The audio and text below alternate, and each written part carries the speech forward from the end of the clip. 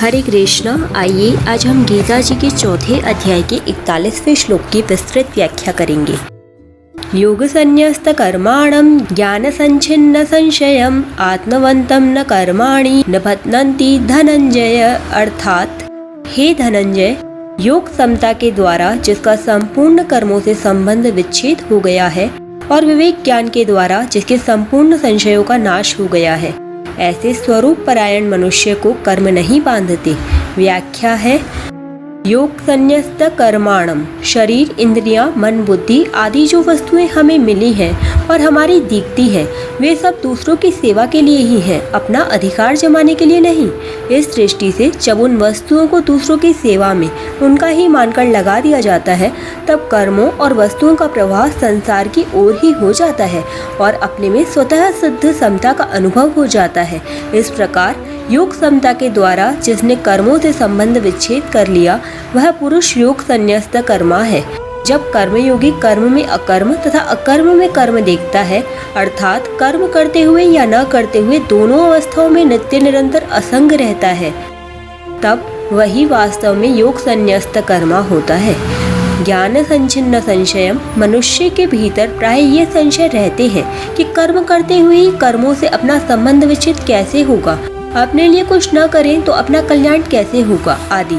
परंतु जब वह कर्मों के तत्व को अच्छी तरह जान लेता है, तब उसके समस्त संशय मिट जाते हैं।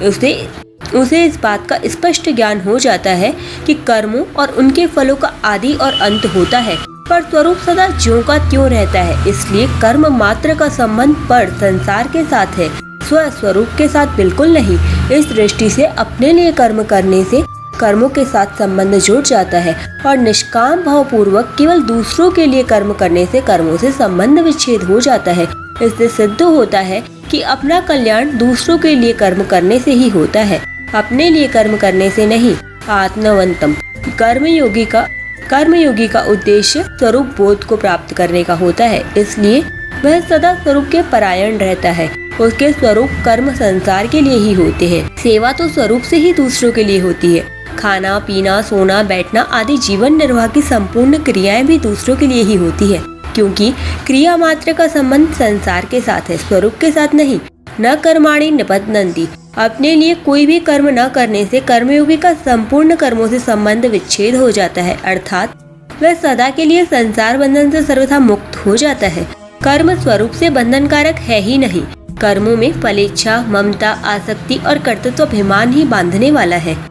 इस श्लोक में भगवान ने बताया कि ज्ञान के द्वारा संशय का नाश होता है और समता के द्वारा कर्मों से संबंध विच्छेद होता है।